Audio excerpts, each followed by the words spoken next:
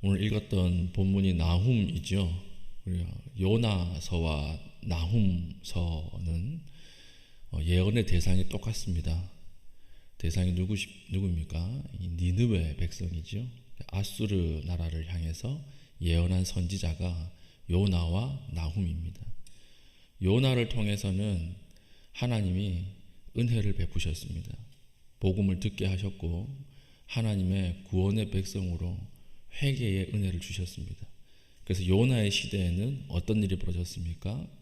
니느웨 백성이 이 생태적 회개, 동물들까지도 다 베옷을 입고 회개하는 일들이 벌어졌고, 그 결과 하나님께서 심판하시기로 했던 아수르 수도 니느웨를 용서하셨죠.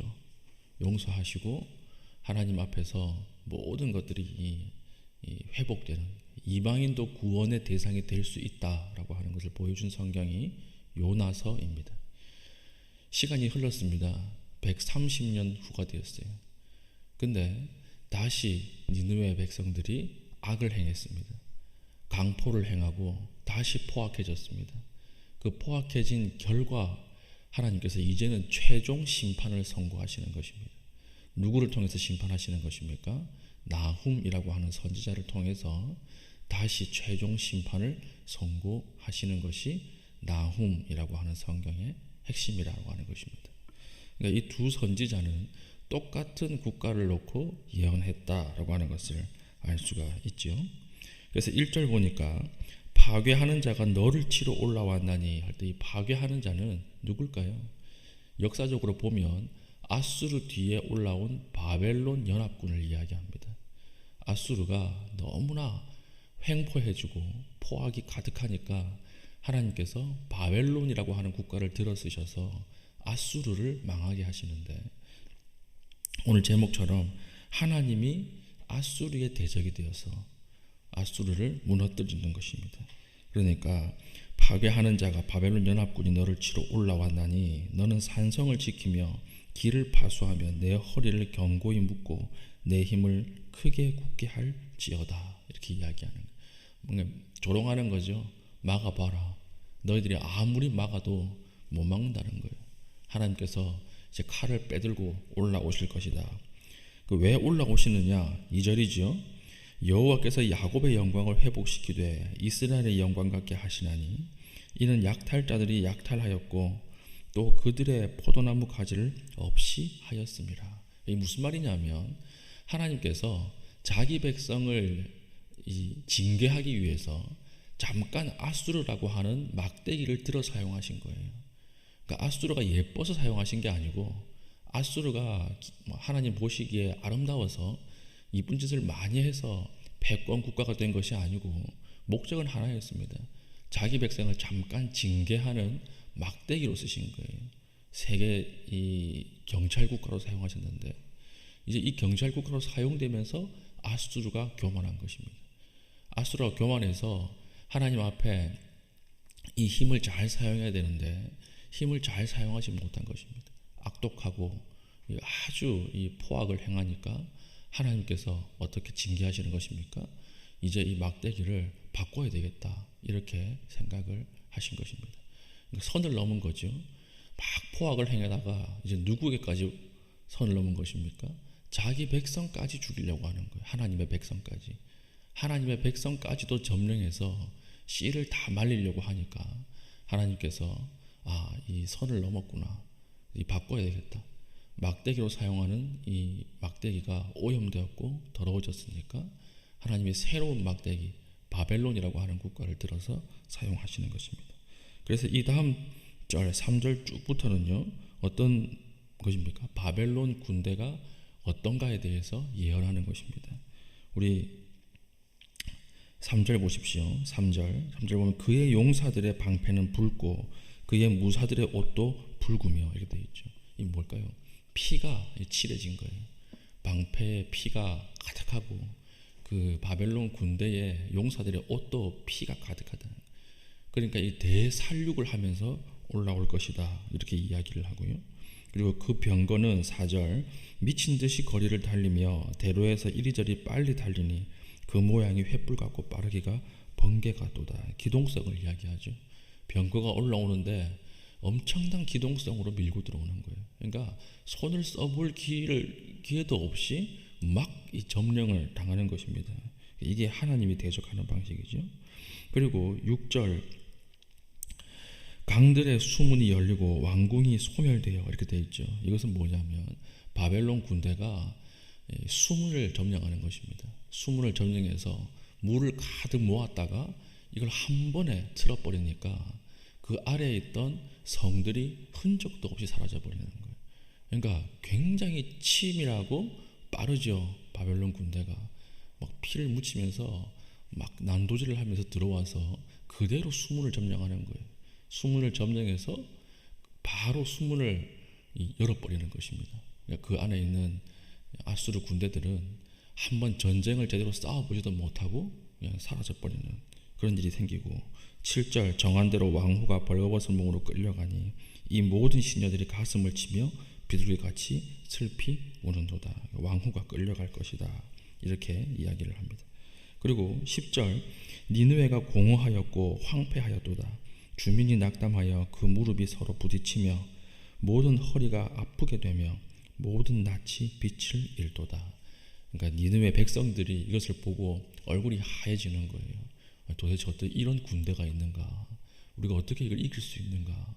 이렇게 해서 니느웨가 완전히 무너지는 장면들을 우리가 볼 수 있다라고 하는 것입니다. 그래서 하나님께서 뭐라고 이야기하십니까? 하나님께서 내가 너의 대적이 되어서 니느웨를 물리칠 것이다. 내가 니느웨의 대적이 되어서 니느웨를 물리친다. 이 말씀은 심판은 바벨론이 하지만 심판의 주체는 누구예요? 하나님이라는 것입니다. 그럼 니느웨는 왜 이런 심판을 받게 되었을까요? 이유는 하나죠. 130년 전에 전했던 요나가 준 복음을 유지하지 못했기 때문에 그렇습니다. 하나님의 은혜를 그것을 유지하지 못했기 때문에 그렇습니다. 오늘 우리에게 주는 하나님의 귀한 메시지가 무엇입니까? 우리는요, 어제의 은혜로 오늘을 살 수가 없다는 것입니다. 항상 우리에게는 무엇이 필요합니까? 항상 그날에 주시는 하나님의 은혜가 필요합니다. 우리가 그 깊이 회개할 수 있죠. 우리가 하나님 앞에 어떤 한 날에 하나님 우리의 모든 영혼을 다 꺼내놓고 회개할 수 있습니다. 근데 이거 한 번으로는 안 돼요. 왜 안 되느냐? 유지할 수 있는 힘이 우리에게 없기 때문에 그렇습니다. 우리에게 필요한 것은 한 번의 깊은 회개가 아니라 매일매일의 하나님이 내려주시는 은혜를 먹고 살아야 한다라고 하는 것입니다. 한 번의 뜨거운 은혜로 충분하지가 않습니다. 우리가 이런 사람들이 있습니다. 1년 딱 시작할 때 교회들마다 부흥회를 하죠. 일주일 정도 부흥회를 하는데 이 부흥회만 참석하는 사람이 있어요. 그럼 뭐냐 하면 한 번의 은혜를 가지고 1년 동안 살겠다라는 거예요. 가능합니까? 불가능합니다. 그럴 수 없습니다. 우리는 하나님의 은혜를 받을 때 매일매일 주시는 은혜로 살아야 하는 것이지, 어제 많이 받았다고 해서 그것으로 오늘을 살 수 있는 것이 아니라는 것입니다. 오늘 니느웨가 실패했던 부분이 어디였습니까? 요나가 130년 전에 전했던 그 복음으로 충분하다고 생각한 거예요. 그게 다라고 생각한 것입니다. 그러니까 시간이 지나니까 어떤 일이 벌어지요? 다시 강포해졌고 다시 포악해졌다라고 하는 것입니다. 우리에게 은혜가 부족한 것이 아니에요. 은혜가 부족한 것이 아니라 우리의 문제는 무엇입니까? 어제의 은혜로 오늘을 살 수 있다고 착각하기 때문에 우리의 항상 은혜가 부족하다고 느끼는 것입니다. 오늘 우리에게 필요한 것은 오늘 우리에게 부어주신 하나님의 은혜예요. 내일은 하나님이 또 내일의 은혜를 부어주실 것입니다. 그것을 가지고 하나님 앞에 한 걸음 한 걸음 살아가면 그것이 하나님이 기뻐하는 삶이 된다라고 하는 것입니다. 제가 얼마 전에 후배들이랑 이야기를 했는데요, 아주 나이 차이가 많은 전도사들이었습니다. 전도사들이 뭐라고 이야기하냐면, 제가 지금부터 한 주에 한 편씩 설교 준비를 하겠습니다 이러더라고요. 한 주에 한 편씩 설교 준비를 하면 약 10년 뒤에 이제 목사가 될 텐데, 그때는 설교 준비를 하지 않고 좀 쉬면서 지금 준비해 놓은 설교를 가지고 목회를 하겠습니다 이렇게 얘기를 하더라고요. 제가 엄청 웃었어요. 거의 아무것도 모르는 인간이구나 이렇게 생각했어요. 그럴 수 없어요. 왜 그럴 수 없는가? 구주에 주시는 하나님의 은혜를 구해야 돼요. 10년 동안은 성경을 볼 수 있는 최선의 노력을 하고 성경을 볼 수 있는 눈을 키워놓은 다음에 그 다음에는요, 한 주 한 주 하나님 그 부스러기 같은 은혜를 그 정말 죄인의 심령으로 구해야 되는 것입니다. 그때 하나님이 목사와 그 교회에 한 주 쓸 은혜의 분량을 주시는 거예요. 그러니까 이거 완전히 모르고 있는 거죠. 수학적으로만 계산을 한 것이죠. 오늘 우리에게 필요한 은혜는 오늘 주시는 하나님의 은혜예요. 어제의 은혜가 우리는 결코 하루나 일주일이나 한 달을 살 수가 없습니다. 오늘 우리 기도하실 때 하나님 오늘 나에게 필요한 양식을 주시는 것처럼 하나님 나에게 필요한 은혜를 동일하게 부어 주십시오. 은혜의 물줄기가 끊어지지 않게 하십시오. 기도할 수 있는 믿음의 신실한 주의 백성 되기를 축복합니다. 아멘. 다 같이 기도하겠습니다. 기도할 때에 하나님 오늘 은혜를 허락하여 주시옵소서. 오늘 나의 시각이 은혜를 통하여 바뀌게 하여 주시고 나의 결정이 하나님의 은혜를 통하여 바뀌게 하여 주시고 오늘 나를 대하는 사람들이 하나님 주신 은혜를 통하여 바뀌게 하여 주시옵소서. 기도할 수 있는 믿음의 신실한 주의 백성 되게 하여 주시옵소서. 기도하시고 개인적인 기도 제목을 가지고 기도하신 이후에 자유롭게 돌아가시겠습니다.